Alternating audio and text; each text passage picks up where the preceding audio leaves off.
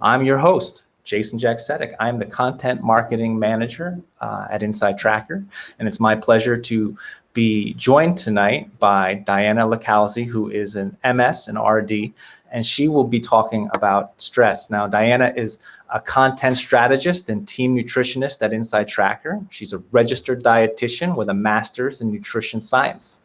Now, when she's not doing all that cool science stuff, Diana enjoys researching and testing the latest trends in technology.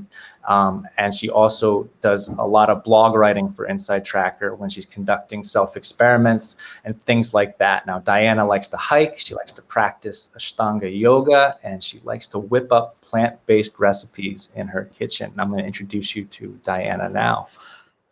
Okay, well, welcome tonight for our broadcast on stress in 2020, huh? 2020 is here and it's stressful. It's a relevant time to be talking about stress. That is for sure. So I'm going to leave it up to you to take us on this odyssey and this tour of managing that stress. And thanks for being here. Thank you for having me. I'm excited to get into it today. So hi guys, I am Diana. I will be talking all about stress today. It is a very stressful time right now, and so I think we could all benefit from learning a little bit more about stress, what it can do to our bodies, and some techniques to really help us manage it. So let's start with what is stress. So stress is a very normal part of life. It's a feeling of emotional or physical tension. It's your body's reaction to a challenge or a demand. So you can experience stress from so many different things, from your environment, from your body, from your thoughts. So generally speaking, in short bursts, stress can be very positive. So it can help us with a lot of things like avoiding danger, meeting a deadline. So stress shouldn't always be seen as a negative thing, can definitely help us. But the problem really arises when stress lasts for too long. That's when it can become a chronic problem, and it can have some pretty detrimental effects on our health. So let's get into the anatomy of stress and learning what exactly it is. So cortisol, some of you may have heard of the word cortisol.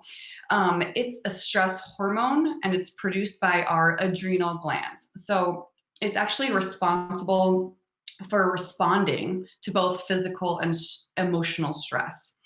And it also plays a number of very essential physiological functions in our body. So usually when you're stressed, your body will release some cortisol. But it goes way beyond that. It helps to regulate our glucose, so our blood sugar. It helps to activate anti-inflammatory pathways in our body. It aids in fat, protein, and carbohydrate metabolism. It is really important for the activation of the central nervous system, and it even can help maintain and regulate blood pressure. So it really is involved in so many different physiological functions in our body. So you can see that by having elevated stress or elevated cortisol, you're also affecting a lot of different areas in your body. And that's why stress and high levels of cortisol could be potentially really terrible for your health. And that's why it is just so important to manage stress. And typically in humans, cortisol levels follow a circadian rhythm. So levels generally rise and fall throughout the day. So peak levels of cortisol actually occur in the morning. So when you wake up, you'll have your highest level of cortisol, usually 30 to 60 minutes after waking up. And that's to help you be alert, get ready for the day ahead of you. As the day progresses, your cortisol levels start to decline, and you'll experience your lowest levels around midnight or 2 to 4 hours before or after falling asleep. And that's to help you obviously sleep through the night. So that's kind of the typical way cortisol functions in our body. That's what a normal day would look like of cortisol. But let's talk about stress and how that really can affect your cortisol levels. So from day to day, depending on different events of varying stressors, cortisol levels can fluctuate. So ideally, like really high amounts of cortisol are and should be reserved for essential mechanisms of survival. So what does that mean? Some of you may have heard of the fight or flight response. And that is what cortisol is typically best known for. It's absolutely essential in dire times of stress. And so cortisol works in those really critical times to help us increase energy production. So let's talk about an example of this. So when the body faces a dire stress situation, for example, let's say you are in the middle of the street and about to get hit by a bus. Cortisol is actually synthesized from cholesterol and it's released by the brain. And what cortisol does is it actually diverts energy from like low priority activities in our body. So your gastrointestinal tract, right? Low priority. Your immune system in a situation like this, low priority. What cortisol does is take that energy and diverts it into this energy for immediate threat to help you with this immediate threat. So therefore, you're able to react really quickly to this stressor, to this moving bus, and your reaction hopefully will be to get out the way. So in times like that, cortisol is absolutely essential. That's why it's so beneficial. And that is when it's okay to experience those spikes or fluctuations in our cortisol levels when we do have those dire stress situations. But the problem really happens when we experience those high levels of cortisol fluctuations over and over and over again. So, as you can see in the next slide, we actually test for cortisol at InsideTracker, and this is my own cortisol levels. You can see for the most part, my cortisol is in the optimized zone. So that is something that I do work towards. I do practice some techniques, which we will get into. But as you can see, there is one point there that is very high. And during that time when I did tests, I had actually gone through a pretty stressful event and I had tested my blood right after it. And it was really interesting to see how my body had reacted to this stressful event. Cortisol really did spike. But the good news is, in my next test, I was able to bring it down, and it was back into the optimal zone. So as you can see, it really does. It's really cool to actually see how your body does react to these situations. So after these stressful events happen, it is important for the body's function to return to normal and for your relaxation responses to be reactivated. So in today's world, though, especially 2020, stress is on the rise. And I think most Americans feel pretty stressed out. I think stress is really on the rise. And elevated cortisol is actually becoming increasingly common. So more and more people are experiencing elevated or high levels of cortisol continuously. So this can cause some pretty awful effects in our body. This high state of stress can really have a negative impact on a lot of different areas within our body, and we want to really practice these stress reducing techniques.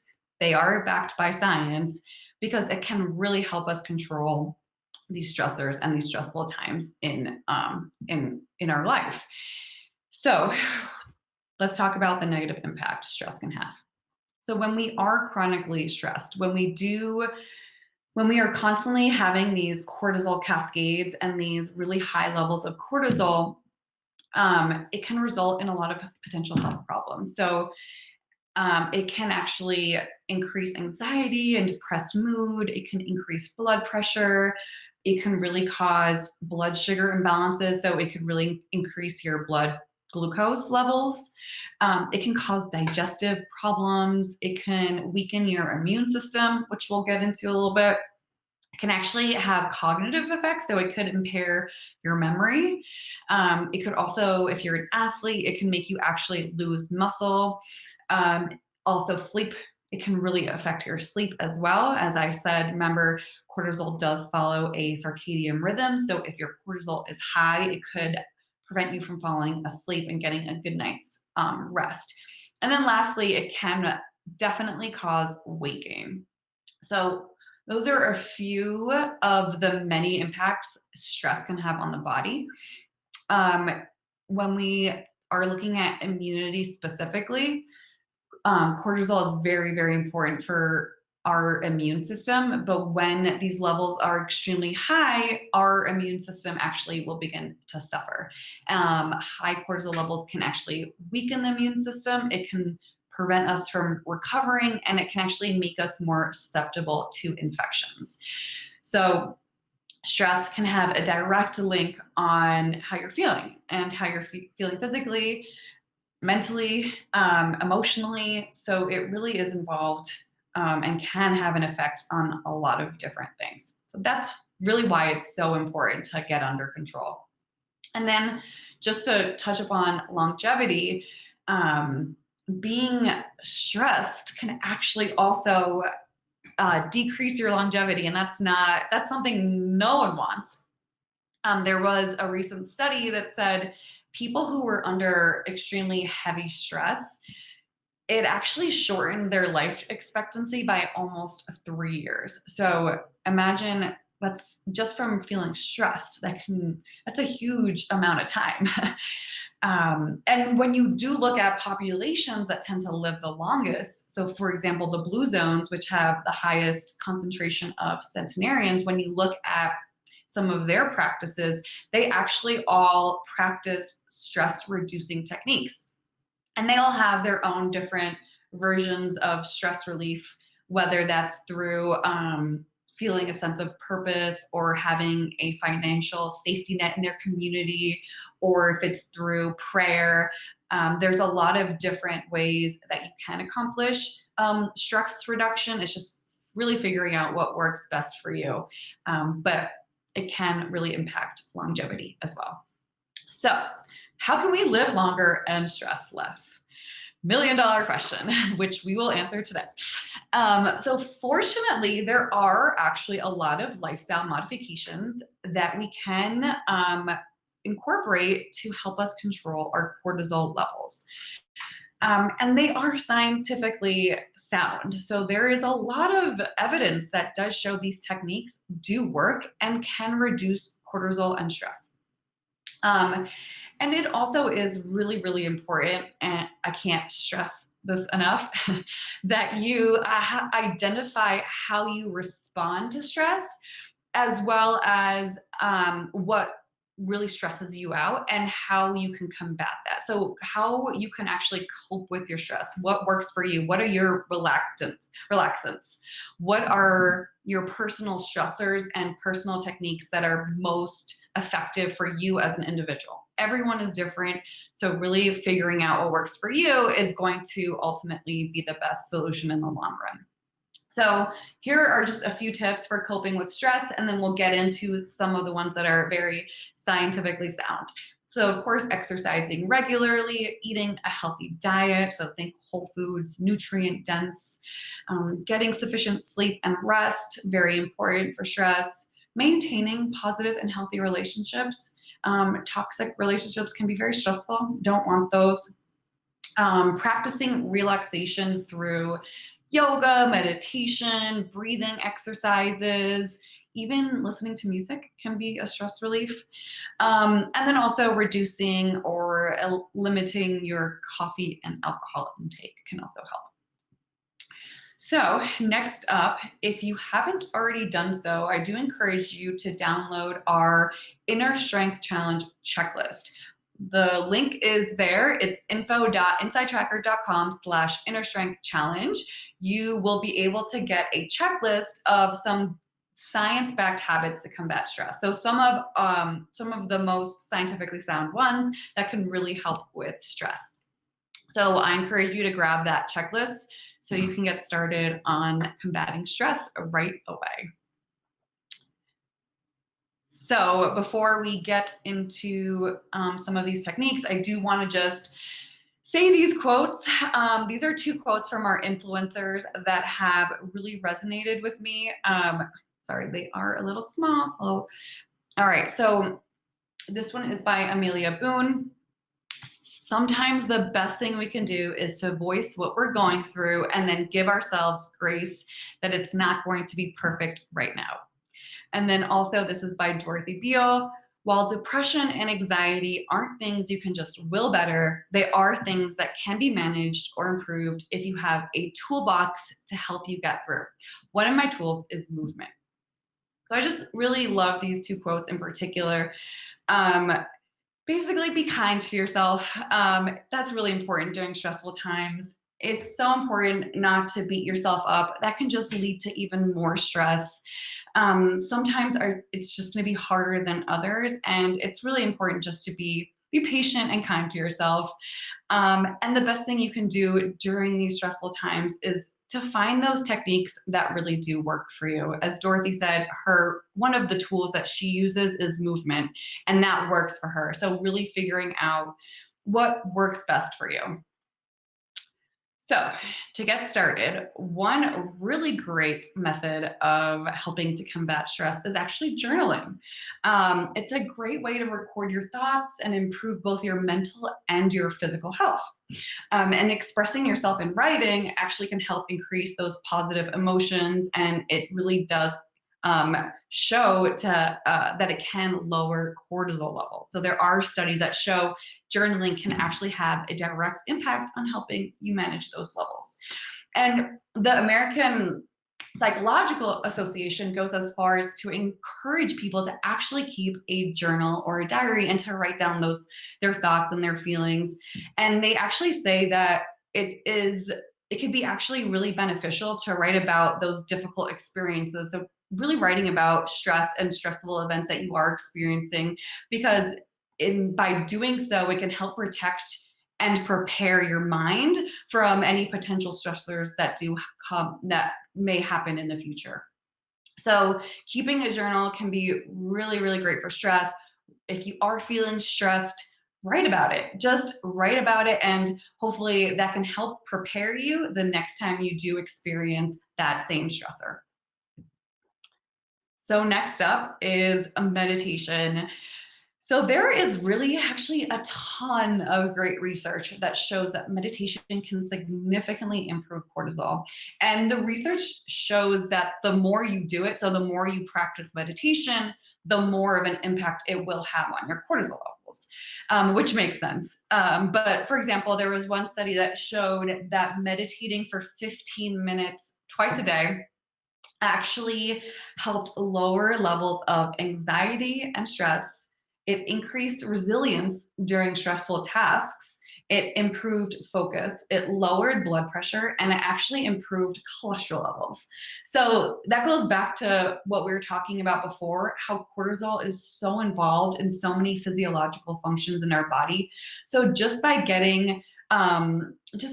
by incorporating these stress management tools and techniques, you not only can improve your cortisol, but you can actually also improve so many other areas of your health.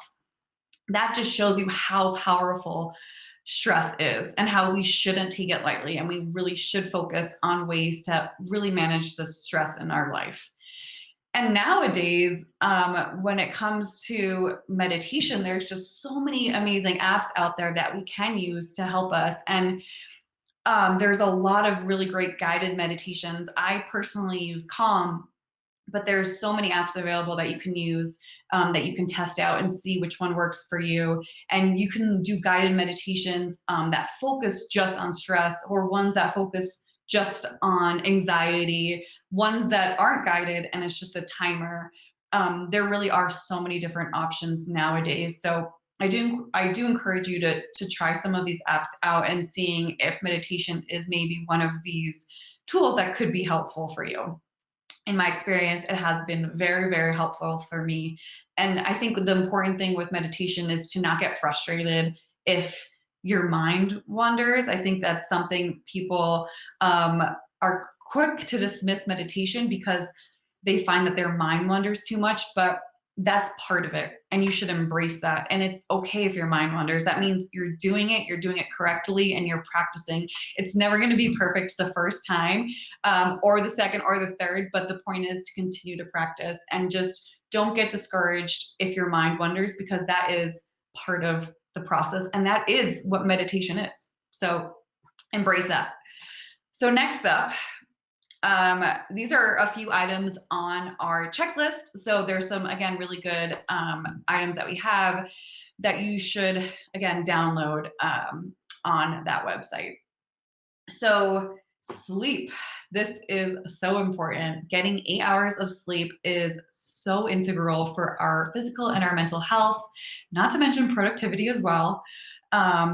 This is actually, this resonated with me. You should know that your sleep habits have as much of an impact on your health as your diet and exercise routine. So think about it.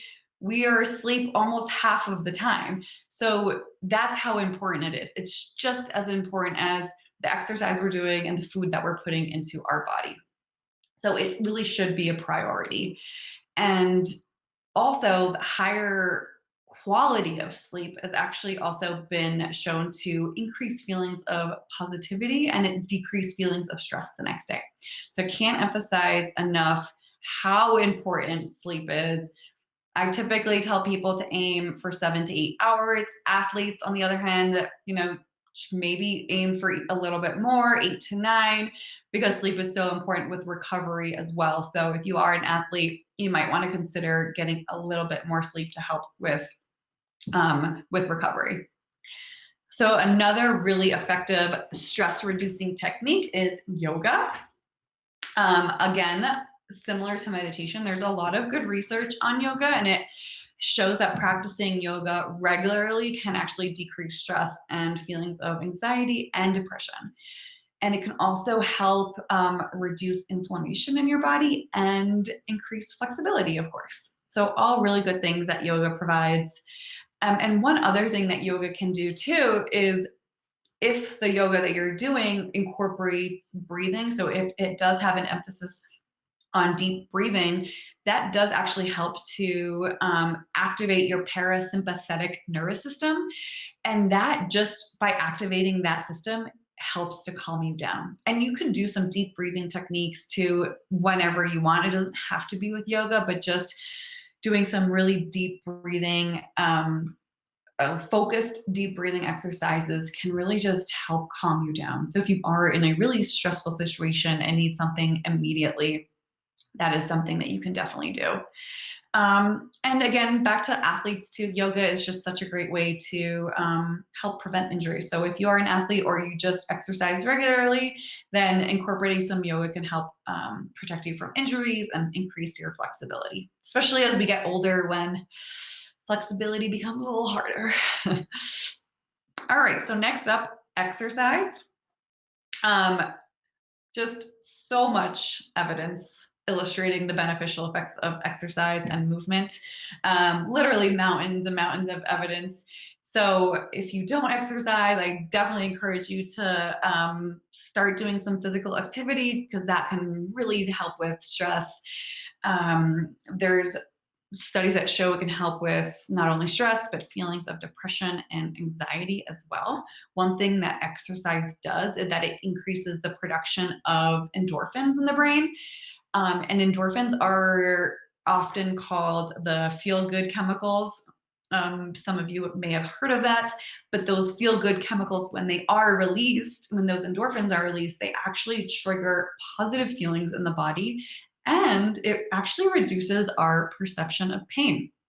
So that's why exercise is so beneficial. You want to get those endorphins going. It can really help with just feelings of stress and anxiety.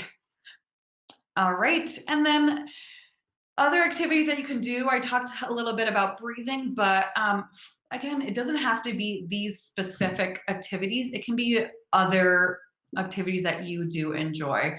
So reading, puzzles, spending time with family and friends, your community, praying, There's lots of different ways that you can help manage stress, and it really will look different for everyone. It's finding out what is effective for you.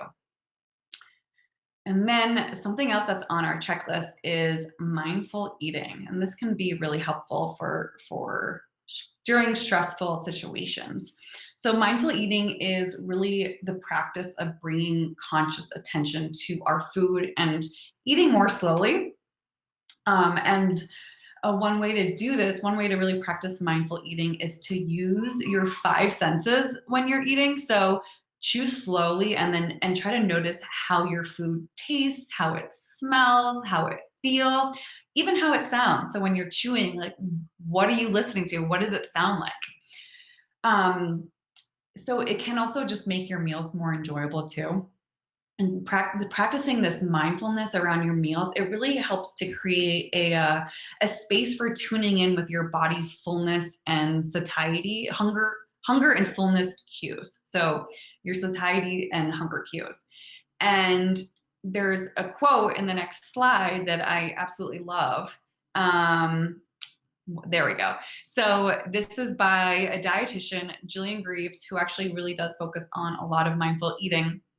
And she says that mindfulness can provide insight into why we might be turning to food in reaction to a specific emotion so that we can explore alternative coping mechanisms outside of food. So if you are feeling stress, incorporating mindful eating can help you divert that stress away from your food and allows you to just really enjoy what's on your plate and not rush through it or mindlessly eat it.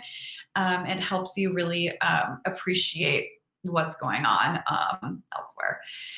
So that's another really good technique. And mindful eating, of course, you do want to include nutrient-dense, nutrient-rich foods in your diet. That there's no one specific food that's going to help combat stress, but eating more of a whole food, well-balanced, nutrient-dense diet is only going to help your stress levels. And then next up, I think there is, so we here, this slide has a number of great apps that you can download for meditation. These are some of the top downloaded ones globally in the United States and in Great Britain. I personally have Calm and I thoroughly enjoy Calm, but I've heard really, really great things about some of these other ones. I know a lot of people who use Headspace. So definitely try them out, see which one works best for you. But these are all really great tools that you can use. And so I did leave some room or some time for some Q&As. We did have a few that came in through Facebook and Instagram, and I do see some here as well. So I am going to go through those now. I did answer some of these questions throughout the presentation, so I will either briefly go over them again or skip them over. But the first one we have is, if recovering from REDS, what should an athlete focus on in their diet? So REDS stands for Relative Energy Deficiency in Sport. So if you are experiencing energy deficiency in sport, if you're an athlete, you should really, really focus on increasing your calories. That really should be your main priority. And you want to increase calories while also decreasing your physical activity while you are able to fully recover from REDS. You want to achieve adequate calories. And if you are struggling with this, I do encourage you to talk to a dietitian, particularly a sports dietitian, because they can provide some really good additional insights, and they can also help you come up with a plan to make sure you are getting enough calories to help you fuel your performances. Because I'm sure, as an athlete, you do want to do well in your performance, and diet, of course, is so important, and making sure you are getting enough calories in will only help you with your athletic goals. And if you do feel like you have some additional deficiency, you of course can get your blood tested, and you can pinpoint more of those specific nutrients. So if you are deficient in Vitamin D, for example, that is something that you can find through blood testing, and then you can tweak those individual ones. But primary concern, primary focus, I should say, should really be calories and calories from nutrient dense foods. So another question that we had come in is, what impact does stress have on recovery from injuries? So good question.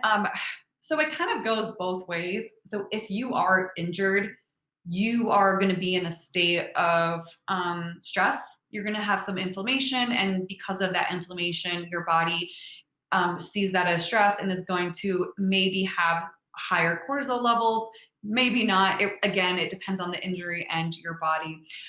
You can, of course, test and see. You can get your blood tested and see if you are experiencing inflammation, what degree of inflammation, if you are experiencing high cortisol.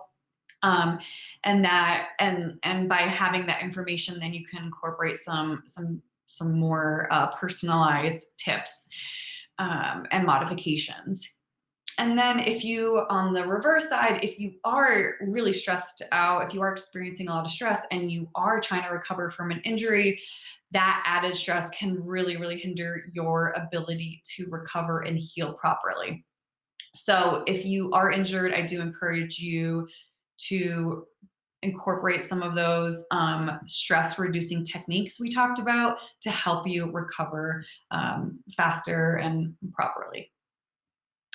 So next question, is there any type of food that can help slow the effects of stress on our bodies?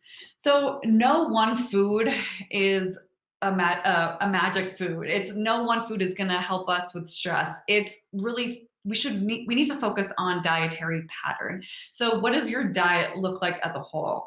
If it's healthy, if it's mainly whole foods, minimally processed foods, nutrient dense, meaning your foods contain a lot of vitamins, minerals, antioxidants. Are you having complex carbohydrates, lean proteins? If we are focused on those kind of foods and that kind of a dietary pattern, it's going to help you and help your body's ability to deal with stress a lot more effectively than having a poor diet, which just causes more stress to your body. So a poor diet can cause inflammation, which is a little bit of a stressor that your body has to deal with. So it's really more about the dietary pattern and less about specific individual foods.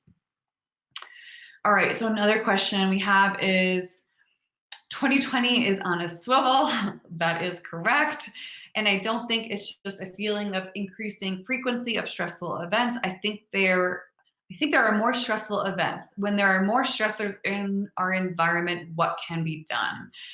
Yeah, I definitely agree. 2020 is probably bringing in a lot of different and more frequent stressors. So I do encourage you to practice some of those techniques. Again, the more of those techniques that you can incorporate into your life, the better you will be at being able to deal with these stressors.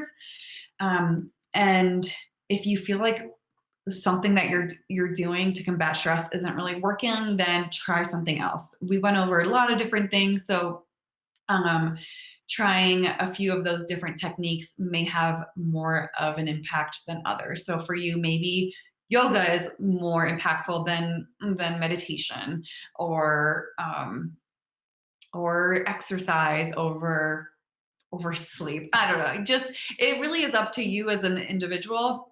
And of course, if you do feel like the stress is having an effect on your health, then I do encourage you can get your blood tested to figure out and pinpoint more areas where you can focus on, and just get more of that concrete evidence. And let's see, any other questions? We did have, I think, one more.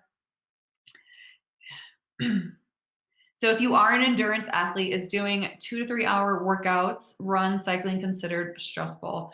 That is a tough question for me to answer, because I would need to know other areas and what your recovery is like, what your nutrition is like, how often you're doing these workouts. Is it 2 to 3 hours every day? That maybe be stressful if you're not recovering properly.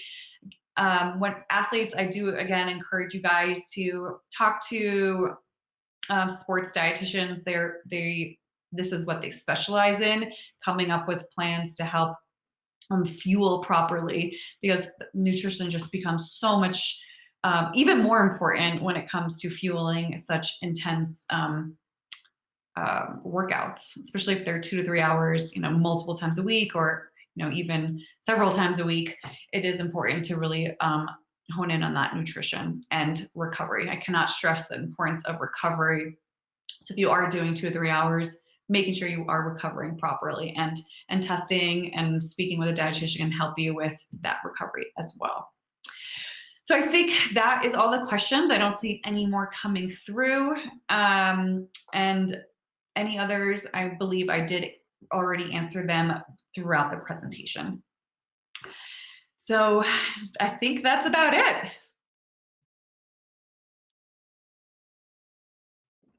Mute off. Hey, Diana. So thank you very much. That was an extraordinarily informative presentation. Thank you so much. Oh, I'm so happy that you thought that. So I was very happy to be here. Love talking about stress, and hopefully people can take away some of these stress reducing techniques and implement into this stressful time right now. For 2020, we all could use it. It's very applicable and very useful for us all. So thank you for taking the time to explain that to us. My pleasure. Thanks for having me. Good night, Diana. Bye.